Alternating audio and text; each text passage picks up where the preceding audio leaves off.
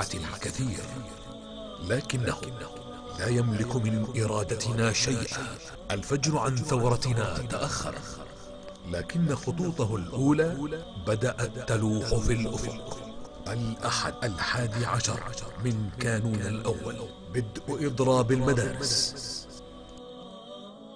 صباح الثورة أوشك أن يشرق، المآذن تنادي بالناس، أجراس الكنائس تقرع، وأصوات الأحرار تصدح: حي على الإضراب، حي على الحرية والإرادة. أطفالنا سيحملون الرسالة من منابر العلم، سينشرونها: لا ترسليهم إلى المدرسة، اليوم أنت مدرسة ابنك وابنتك، علميهم الحرية والكرامة. المرحلة الثانية، الأربعاء، بدء الإضراب الجزئي، 14 من كانون الأول.